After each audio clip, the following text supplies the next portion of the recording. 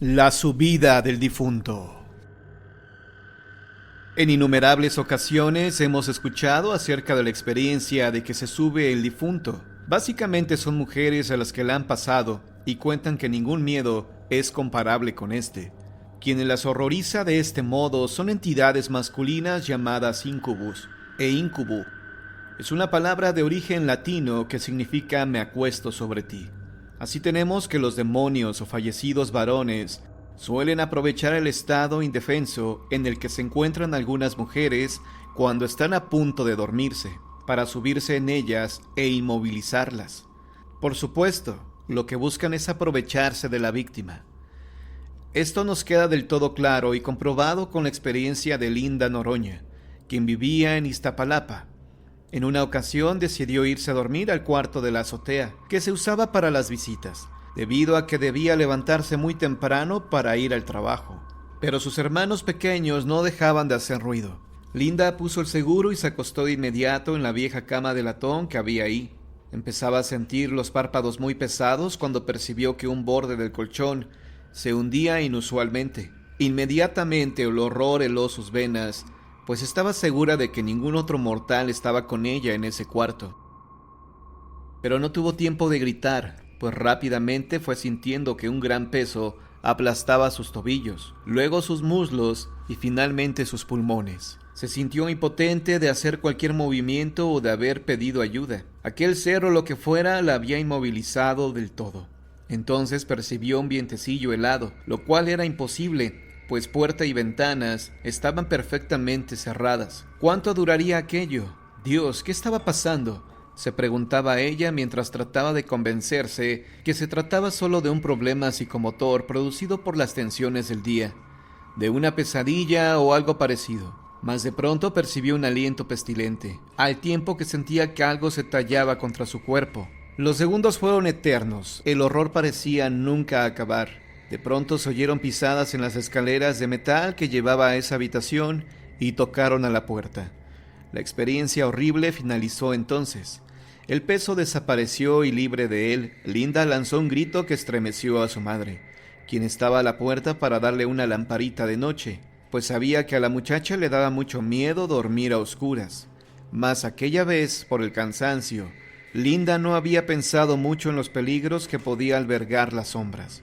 Entre lágrimas de horror y de ira contó a su madre su experiencia, y acompañada de ella bajó al cuarto que compartía con sus hermanitos Fidel y Elisa, quienes ya se habían decidido a acostarse, y así pudo conciliar un poco el sueño.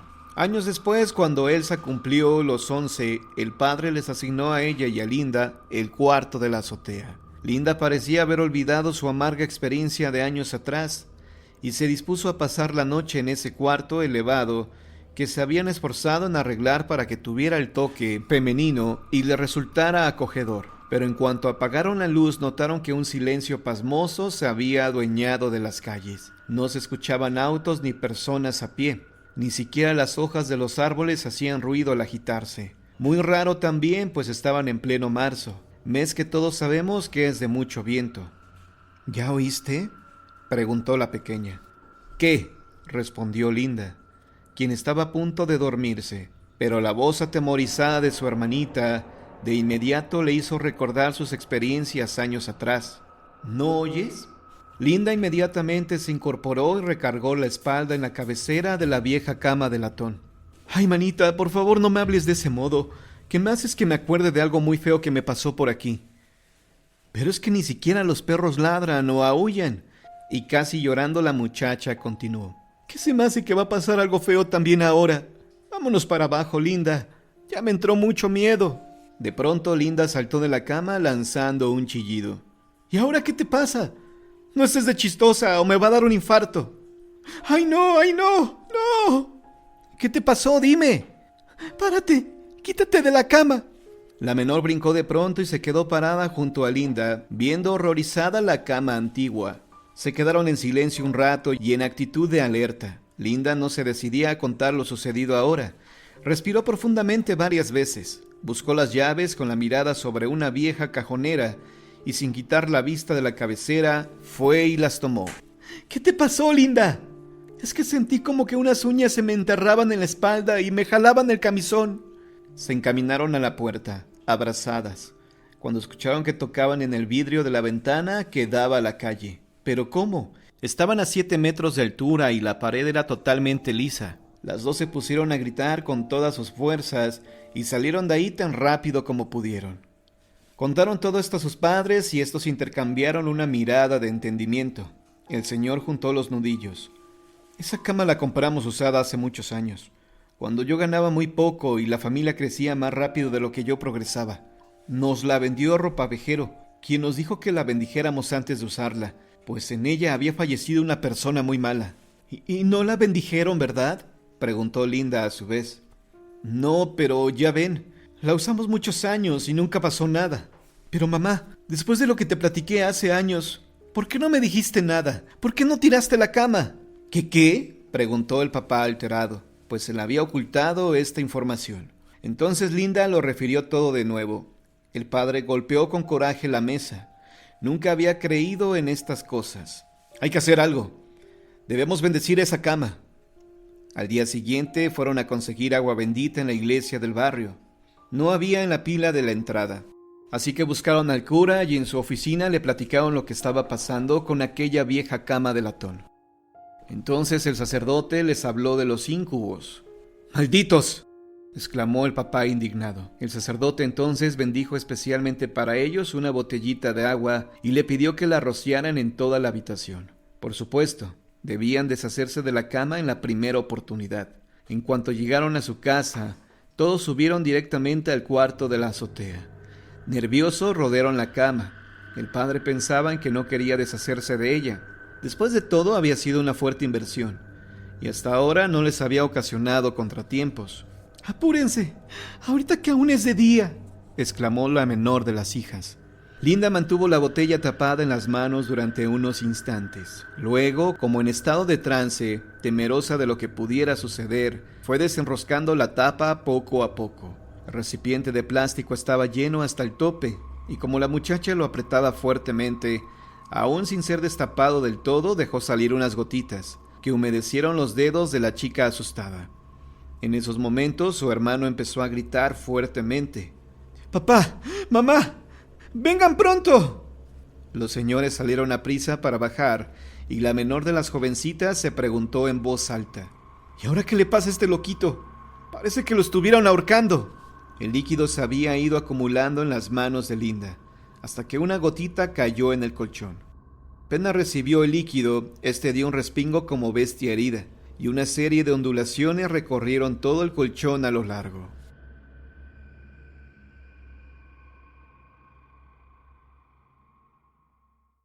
Para la gran mayoría de la gente, los lugares antiguos son sinónimo de misterio o de espanto. Para mí se han convertido en sinónimo de respeto absoluto. Durante demasiado tiempo yo compartía esa creencia. Recuerdo que de niño retaba a mis amigos a entrar a casas abandonadas, e incluso solíamos juntarnos en un edificio antiguo y abandonado para planear nuestras maldades. Es más, de vez en cuando asustábamos a los niños nuevos que entraban a nuestra pandilla, pero nunca nos sucedía nada extraño. Lo más curioso y extraño es que por ese entonces nosotros inventábamos nuestras propias historias, y los demás niños se las creían a capa y espada. Ahora que ya soy médico, no me es nada fácil platicar de la experiencia tan extraña que me tocó vivir hace ya algunos años. Aunque el recuerdo persiste y me propicia pensar que lo que me ocurrió sucedió el día de ayer. El miedo posee sus mecanismos de esclavitud y dependencia a través del tiempo. En el año de 1984 yo estaba en el último semestre de la carrera de medicina, llevando a cabo mi imprescindible servicio social. En ese entonces vivía en Los Mochis, Sinaloa, pero tenía la firme idea de venirme a radicar a la Ciudad de México. Así es que hablé con mis maestros y con el director de la carrera, quienes me autorizaron a hacer mi examen profesional en la capital. Viajar de Los Mochis hasta la Ciudad de México es un trayecto bastante largo, y más aún si uno lo hace en autobús. Por tal motivo decidí irme unos días antes para estar fresco y poder rendir al máximo en mi examen. Hablé con mis papás y les platiqué de mis planes. Ellos mostraron su desaprobación de inmediato, pues deseaban poder asistir a dicho examen y posteriormente celebrar conmigo. Pero como ya eran personas mayores, se les dificultaba demasiado viajar a la capital. No sé por qué, pero desde ese momento había algo que no me hacía sentir cómodo. No sé si eran por mis padres o porque de alguna manera presentía que el destino me tenía preparada una extraña sorpresa. En fin, no le di demasiada importancia al hecho y seguí con mis planes. Recuerdo que transcurría el mes de septiembre, el día 17 para ser exactos. Ese día decidí viajar, pues mi examen tenía que presentarlo para el día 21. Como son casi 20 horas de cansado camino, deseaba poder descansar y tener por lo menos 2 días para prepararme y conocer un poco la Ciudad de México. Como lo supuse, el viaje fue bastante tedioso y cansado, sobre todo porque nunca he podido dormir en los camiones, y la verdad, ansiaba poder darme un buen baño y dormir a mis anchas, acostado en una cama confortable y limpia. Llegué a la estación de camiones de la capital como la 1:30 de la mañana, y tomé un taxi que me llevó a un hotel que estaba a escasas 4 cuadras de la Alameda, en el centro de la ciudad. Y digo estaba, pues al parecer desapareció con el horrible y devastador terremoto de 1985. Llegué al hotel y me registré en el mostrador. En verdad estaba muy cansado. Sin embargo, recuerdo que el encargado me entregó la llave y me dijo que el restaurante abría a las 8 de la mañana. Le di las gracias y me subí a dormir. Un detalle que me llamó mucho la atención, y de hecho se me quedó muy grabado, fue que el número de la habitación que me asignaron era la 220, y en ese justo momento vi mi reloj y marcaban las 2:20. Cansado y con enormes deseos de dormir plácidamente, solo sonreí y entré al cuarto.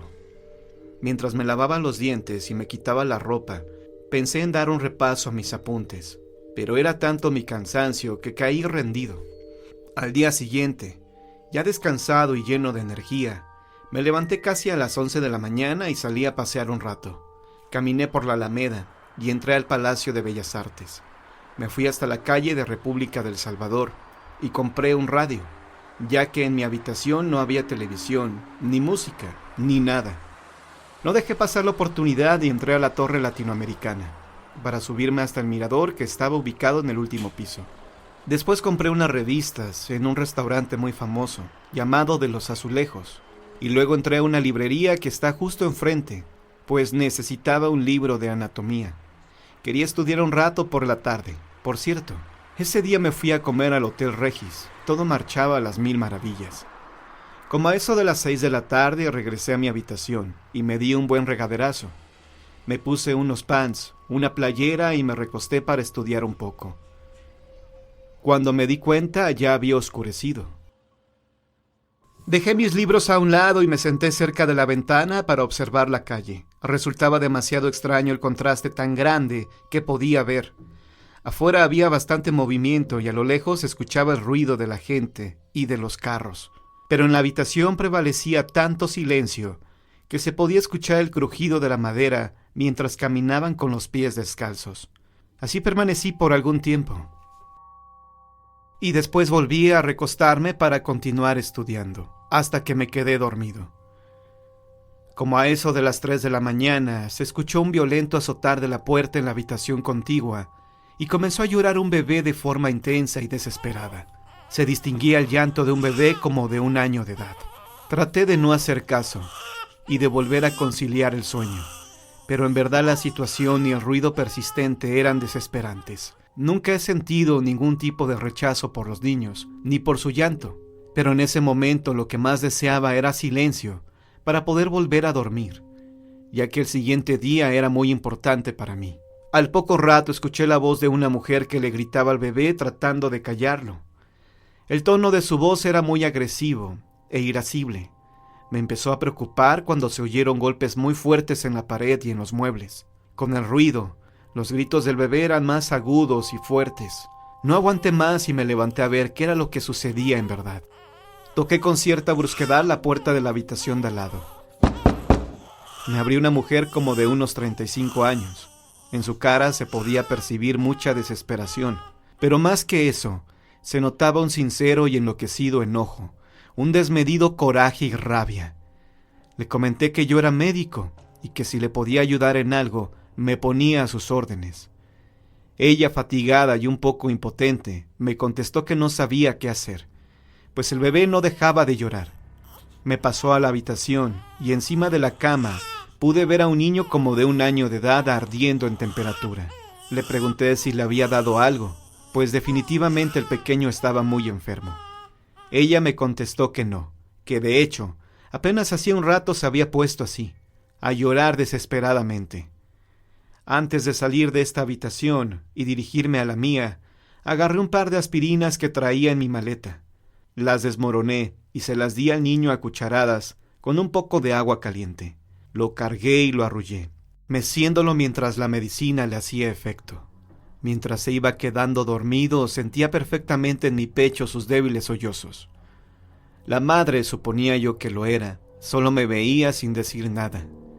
Le comenté que yo tenía mi examen profesional al mediodía y que cuando regresara al hotel la podía acompañar para que un médico revisara al pequeñito. Ella no me contestó nada. Únicamente nos veía al niño y a mí con la mirada bastante perdida y distante. Cuando por fin se quedó dormido, lo volví a acostar en la cama con cuidado, temiendo que se despertara y continuara con su llanto. La mujer me dio las gracias y acto seguido me fui a mi habitación. Al día siguiente me fui al examen. Este duró poco más de 3 horas. Como a eso de las 2 de la tarde regresé al hotel. Venía muy contento, pues gracias a Dios y a mi disciplina me había ido bastante bien. Cuando llegué a la recepción para pedir mi llave, le pregunté al encargado que cómo seguía el bebé de la habitación 218. Él me miró y me preguntó, ¿la 218? Yo le contesté que sí, la 218, y le platiqué todo lo que había sucedido la noche anterior. Él tan solo me miró y me dijo con la voz temblorosa y con cara de incredulidad que esa habitación había estado cerrada en los últimos 8 años. Yo pensé que me estaba bromeando y le dije que no era posible, que yo había estado ahí la noche anterior. Sin decir nada, buscó en un cajón un recorte de periódico y me lo dio. Tenía fecha del 21 de septiembre de 1976 y venía la fotografía de una señora con un bebé, los mismos que había conocido anoche. Me extrañó mucho la situación, no sabía qué pensar. Todo era muy confuso. La nota decía que la noche del 20 de septiembre de 1976, una mujer de nombre Artemia Domínguez, en un ataque de histeria, agarró a su único hijo y lo estrelló varias veces contra la pared hasta quitarle la vida. Al terminar de leer esto me quedé helado y le comenté que no era posible, que yo había estado en la habitación 218 ayer por la noche. Para demostrarme que yo estaba en un error, el encargado agarró un manojo de llaves que tenía debajo del mostrador. Subimos a la habitación, abrió la puerta y sentí un escalofrío espantoso al ver que todos los muebles estaban tapados con sábanas. Se podía percibir un horrible olor a humedad y abandono. Me quedé atónito. No era posible lo que estaba viendo. No era posible en lo absoluto. Hacía apenas unas cuantas horas que yo había estado ahí, con la mujer, con el bebé. Caminé hacia la cómoda en donde desmoroné las aspirinas y no encontré absolutamente nada. Me recargué y me quedé viendo la habitación de lado a lado. La cabeza me daba vueltas. Perdí por completo el sentido de ubicación. No sabía qué pasaba con exactitud. El encargado salió sin decirme una sola palabra. Abatido y perplejo, me senté en la cama y volteé hacia la pared que separaba la habitación 220, la habitación donde me estaba quedando. Había una sección de la pared de la habitación 218, en la cual se veía la pintura deslavada y escurrida, seguramente donde limpiaron la sangre del pobre bebé. En ese momento sentí muchas náuseas y corrí al baño. Me recargué en la pared para vomitar y descubrí dentro del bote de la basura la envoltura de las aspirinas que le había dado al bebé la noche anterior, la noche de anoche. Esta pesadilla era real y no lo había soñado. Bajé corriendo las escaleras y le pregunté al encargado qué era lo que había pasado con la mujer. Me contestó que desde la noche del crimen la habían detenido y que estaba presa en el reclusorio norte. Sin pensarlo más, tomé un taxi y le pedí al chofer que me llevara allá, pues no podía comprender lo que estaba pasando. Todo era una locura inexplicable. Como pude, entré al reclusorio y pregunté por una interna de nombre Artemia Domínguez. Me preguntaron si era pariente o solo conocida mía. Solo se me ocurrió contestar que era una amiga de la familia. El oficial que estaba atendiéndome me miró muy extrañado y me dijo que era la primera vez que recibía una visita a esta persona en 8 años de que llevaba detenida. Con ojos penetrantes e incrédulos me barrió de arriba a abajo y con una actitud más bien déspota y prepotente me solicitó que pasara a la oficina del encargado en turno. Cuando entré a la oficina me presenté de la misma manera y la persona que me estaba atendiendo me dijo que le daba mucha pena y que lo sentía mucho. Pero la mujer por la que preguntaba se había quitado la vida 2 días antes. Se había ahorcado en su celda con una sábana. Me quedé helado, pues eso significaba que en la noche que llegué al hotel, la mujer se había quitado la vida. Le di las gracias y me fui de ahí impactado. Regresé al hotel y empaqué mis cosas para volver a Los Monchis de inmediato. Definitivamente no podía quedarme más tiempo allí, pues mi confusión era mayor a mi voluntad. 1 año después de lo narrado, decidí venirme a vivir a la capital e instalé mi consultorio cerca del centro histórico. El hotel en el cual aconteció este hecho fenomenal desapareció por completo con el terremoto de 1985. Hasta la fecha sigo sin entender claramente qué fue lo que en verdad sucedió aquella noche. ¿Por qué fui yo a quien le tocó vivir esta experiencia horrible?